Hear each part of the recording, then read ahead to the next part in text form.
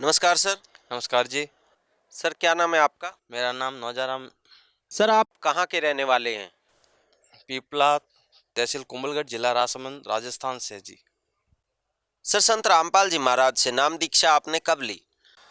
परम संत सतगुरु रामपाल जी महाराज से नाम दीक्षा 9 दिसंबर 2011 को ली जी। सर संत रामपाल जी महाराज से नाम दीक्षा लेने से पहले क्या आप कोई भक्ति साधनाएं भी करते थे? हाँ जी, परम संत सतगुरु रामपाल जी महाराज से नाम दीक्षा लेने से पूर्व मैं बाबा रामदेव जो जैसलमेर में हुए हैं उनकी साधना करता जी। और उनकी साधना करते करते हम भजन कीर्तन में भी जाते थे। भजन कीर्तन में जब हम भजन कीर्तन सुनते थे तो उसमें वाणियाँ अलग बात बताती थी। उसमें वाणी बताती थी कि ब्रह्मा विष्णु महेश्वर माया ये भी आवा गुंडे हंसला वेगम देश वेदों से न्यारा जन्म मरण से डर रहे। तो इस वाणी को सुनकर हमारे आत्मा में सन्नाटा उठता था कि हम जो भक्ति कर रहे हैं ये भक्ति हमें मोक्षदायी नहीं है। तो हम हमारे वहाँ के जो लोकल गुरुजी जो होते थे संत उनको पूछते थे कि आप ये वाणी जो बता रही है इसके लिए क्या निचोड़ है। तो उन्होंने कहा कि भाई भक्ति आप जो कर रहे हैं पहले गुरु बनाओ। तो उन्होंने 2 तरह के गुरु बताए, एक तो विश्वासी साधु और एक दशानामी। तो कहा कि आप दशानामी भक्ति लो पहले, इस भक्ति से आपको लाभ मिलेगा। तो उसमें हम बहुत दुखी थे, उस दुःख के कारण हाँ, वो भक्ति भी नहीं कर पाते और हम पहले दुःख के बारे में पूछते थे। तो कोई जे संत जो साधना बताता था हमें कि भई आप इन भैरू जी की पूजा कर लो, कोई बोलता कि इन माता जी की पूजा कर लो। वो करते-करते हम थक चुके थे। उस समय मैं बहुत दुखी था। मेरे 2008 में मेरे पिताजी की मृत्यु हो गई थी, जो एक गंभीर बीमारी के कारण हुई थी, श्वास की बीमारी थी। हम परिवार में मेरी माँ और मेरा भाई और एक बहन थे। बहन की शादी 2002 में हो चुकी थी। उसके बाद हम आर्थिक तंगी से परेशान होने के कारण न तो कहीं भक्ति में मन लगता था, न कोई कमाई में मन लगता था, क्योंकि हमारे पास कमाई का कोई साधन ही नहीं था।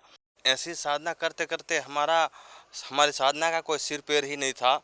वो जो साधना हम कर रहे थे, उससे दुखी भी थे और हमारा कोई विश्वास भी नहीं हो रहा था कि भगवान हमारी कोई मदद कर सकता है।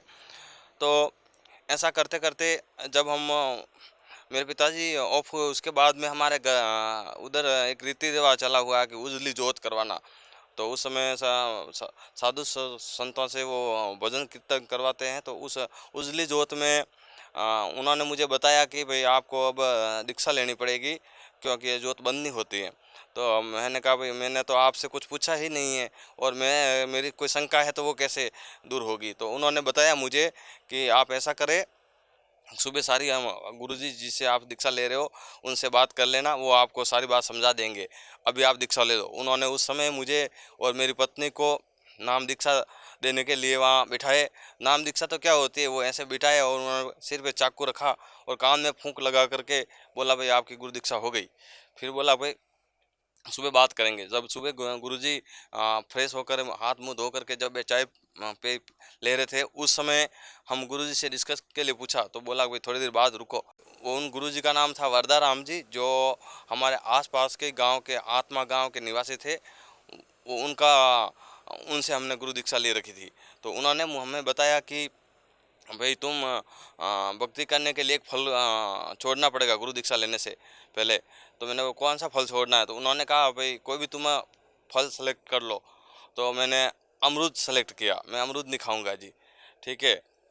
फिर उन्होंने मुझे बोला कि आपको जो मंत्र देता हूँ इन मंत्रों की साधना करनी है। उन्होंने मुझे मंत्र दिया, ओम सोम तत् तंत तारक अक्षय नाम अजन नाम भजन नाम, ऐसे मंत्र दिए। मैंने बोला कि इन मंत्रों की कैसे साधना करनी है, तो उन्होंने बोला कि इनको रटते रहो। तो मैंने कहा 108 बार रटना है, कैसे रटना है, कि तू तो ज़्यादा प्रश्न कर रहा है, ऐसे प्रश्न नहीं करना चाहिए गुरुजी के सामने। तो मैं चुप हो गया। ऐसा करते करते फिर वहाँ से भी मेरा दिल नहीं लगा। फिर मैंने सोचा कि अब क्या करूँ। तो फिर मैंने और घर की समस्या के कारण मैं देवी देवताओं के मंदिरों में और भोपाल जी के पास में जा जा के थक चुका था। एक भोपे पे मेरा विश्वास हो गया कि मैं जब मेरे पिताजी बीमार थे तो उस भोपा जी के पास में गया तो भोपा जी ने बताया कि भाई कल तेरा पिताजी दिन को 12 बजे आकाश से गोला गिरेगा। कहने का मतलब ये था कि वो मर जाएंगे। तो उस समय मैं ऐसा कंफ्यूज हो गया कि क्या होगा, कल क्या होगा। ऐसी वो पूरी रात हम टेंशन में निकाली। और जब पिताजी को हम सुबह हॉस्पिटल उदयपुर लेके गए, महाराणा भोपाल चिकित्सालय में, वहाँ उनकी डॉक्टर कैलाश जैन से दवाइयाँ चलती थी और वहाँ हॉस्पिटल में लेके गए। हॉस्पिटल में उनकी डेथ हो गई। जैसे तैसे करके उनको घर लेके आए, उनका दाह संस्कार किया। फिर मन में एक प्रश्न आया कि भी ये भोपा जो कहता है वो सही है। इसने कल बताया था कि आपके पिताजी की मृत्यु हो जाएगी कल, तो उसी समय हो गई, तो इसका मतलब ये सही है। तो उसके घर में जाना आना होता रहा। उनको हम बोलते रहे भाई भोपा जी, हमारे घर में ये समस्या है, क्या करें। तो उन्होंने जिसको हम मुट्ठी बोलते हैं उसको देख करके बताता था कि भाई आप ये करो ऐसे करिए, बताता था वो। तो उससे हमें कोई लाभ नहीं हुआ। तो सर आपने बताया कि आपने गुरु बनाए हुए थे और भक्ति साधनाएं कर रहे थे, लेकिन फिर भी दुखी थे। तो इन सब के चलते फिर संत रामपाल जी महाराज की शरण में आप कैसे आए? सर जी, मैं परम संत सतगुरु रामपाल जी महाराज के चरणों में मेरा आना ऐसा हुआ कि जब मैं बहुत दुखी था और ज्ञान से भी मुझे बहुत तड़प थी। तो उदयपुर में मेरे मामा जी रहते हैं। वहाँ पे वो जानते थे मेरे घर की स्थिति। तो वो 2-3 महीने से पहले वो बरवाला आश्रम में आए हुए थे। उन्होंने बताया मुझे कि एक पुस्तक देता हूँ, उस पुस्तक को पढ़ना, अगर तेरे को अच्छी लगे तो फिर मुझे वापस बताना। तो वो पुस्तक थी भक्ति सौदागर का संदेश भाग 2। उस पुस्तक को मैं लेके गया और पढ़ने लगा। तो 8 दिन में वो पुस्तक मैंने कंप्लीट कर ली। और पुस्तक को पढ़ करके मैं बहुत ही भाग्यशाली समझने लगा। वो दुख तो मैं भूल गया और मैं परमात्मा की खोज में मैंने ये सोचा कि परमात्मा मुझे मिल गया है। तो परम संत रामपाल जी महाराज के चरणों में आने के लिए मैं तैयार हो गया। उनको मामा जी को मैंने बताया कि मामा जी मुझे वहाँ चलना है। तो मामा जी ने कहा बेटे पहले पूरा ज्ञान समझ ले और घर वालों को भी समझा दे कि भाई अपन इस रास्ते जा रहे हैं। वापस घर आकर के नाम खंडित कर देगा तो लाभ नहीं मिलेगा। तो मैंने घर में सबसे विचार विमर्श कर कर के तैयार हो गए और हम सतलोक आश्रम बरवाला के लिए 8 दिसंबर 2011 को रवाना हुए। और सुबह जब आश्रम में पहुँचे तो वहाँ का नज़ारा देख कर के मेरी आत्मा गदगद हो गई और परिवार ने भी सुकून महसूस किया कि ऐसा स्थान है जहाँ पर कोई दुख का है ही नहीं, यहाँ पे हमारे को कंप्लीट लाभ मिलेगा जी। तो सर जब आपने संत रामपाल जी महाराज के आश्रम में जाकर संत रामपाल जी से नाम दीक्षा ली, तो क्या उसके बाद आपको जो एक फीलिंग थी कि हाँ यहाँ सुख का एहसास होगा, तो क्या आपको कोई लाभ प्राप्त हुए? परम संत सतगुरु रामपाल जी महाराज के चरणों में जाने के बाद, वहाँ से नाम दीक्षा लेने के बाद मुझे अनेकों लाभ मिले। उस लाभ की गिनती करना यहाँ संभव नहीं है।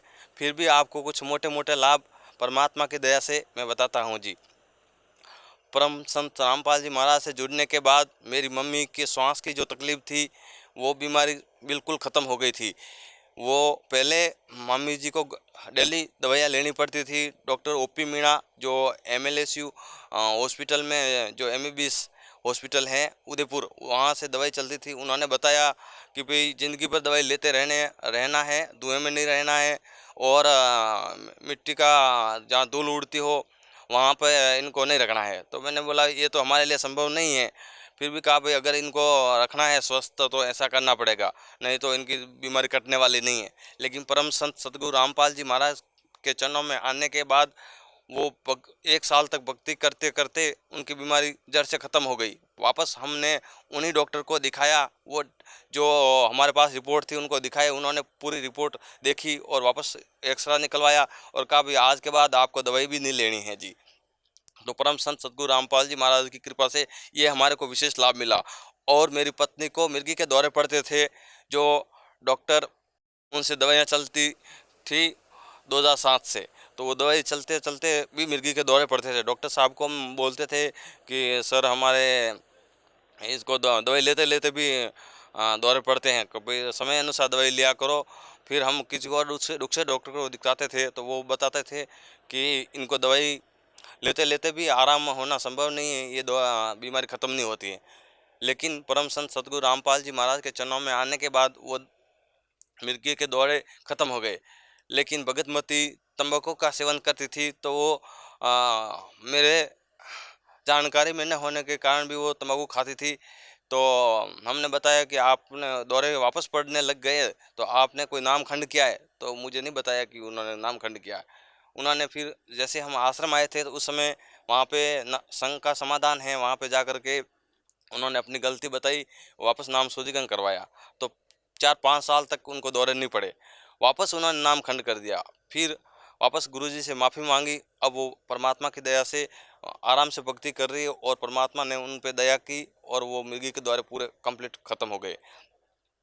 और एक लाभ हमारे को ऐसा मिला, अभी अभी परमात्मा की दया से हम गुरुजी के दर्शनों के लिए नामदान केंद्र उदयपुर जा रहे थे। रिटर्न आते वक्त हमारे बाइक का एक्सीडेंट हो गया और हम दोनों, भगतमती और मैं, हम दोनों बाइक पे आ रहे थे। तब सामने से ट्रेलर आया और हमारे को हमारा वो जो रास्ता है वो सिंगल था, तो उतरने का कोई स्थान ही नहीं था। तो हमने एकदम विचार किया कि अब क्या करें। परमात्मा को याद किया और पत्थर पे चढ़ा दी गाड़ी। तो पत्थर पे गाड़ी चढ़ाई तो गाड़ी पत्थर पे जाकर रुक गई और मैं वहीं गिर गया और भगतमती मेरे से ऊपर होकर 3-4 गुलाटी खा करके आगे चली गई। मैंने पीछे मुड़ के देखा तो भगतमती कहाँ गई, तो ऐसे सोचने लगा कि वो तो ट्रेलर के नीचे आ गई। तो परमात्मा की दया से भगतमती ने बताया कि मैं आगे खड़ी हूँ, परमात्मा की दया से हम बच गए। ऐसा करके हम परमात्मा की दया से घर पहुँचे। तो परमात्मा के चरणों में आने के बाद हमारे को अनेकों लाभ मिले हैं। तो सर आपने बताया कि संत रामपाल जी महाराज की शरण में आने के बाद आपकी माता जी ठीक हुए, आपकी पत्नी की बीमारी भी ठीक हुई और अनेकों लाभ आपको प्राप्त हुए। तो जो श्रद्धालु आज आपको देख रहे हैं, आप उन्हें क्या संदेश देना चाहेंगे? परम पिता परमेश्वर सतगुरु रामपाल जी महाराज से जुड़ने के बाद हमारे को अनेकों लाभ प्राप्त हुए। तो हम मानव समाज को संदेश तो नहीं दे सकते, संदेश तो परमात्मा दे रहे हैं, लेकिन हम उनको प्रार्थना कर सकते हैं कि आप पूर्ण संत सतगुरु रामपाल जी महाराज का ज्ञान समझे और उनसे नाम दीक्षा लें, अपना मोक्ष कराएं। क्योंकि धरती पर पूर्ण गुरु उस समय एक ही होता है, जगत गुरु विश्व चैंपियन एक ही होता है। अगर 2 विश्व चैंपियन होते हैं तो फिर वो विश्व चैंपियन नहीं कहला सकते। तो उस समय वो विश्व चैंपियन जगत गुरु रामपाल जी महाराज ही हैं आज वर्तमान में। और वो मानव समाज को संदेश दे रहे हैं कि आप अपने इन नकली धर्म गुरुओं में जो उलझे पड़े हो, अपने शास्त्र पुनः देखो और अपनी जो वास्तविक भक्ति हैं उसको कर कर के निज गर्भ सतलोक को चलो जी। सर संत रामपाल जी महाराज से नाम दीक्षा कैसे ले सकते हैं? अभी आप एक नंबर देख रहे हैं पीली पट्टी में, उस नंबरों पर कॉल करके जानकारी करके नज़दीकी नाम दान सेंटर पर जाकर के आप नाम दीक्षा ले सकते हैं जी। धन्यवाद सर। सत साहिब जी।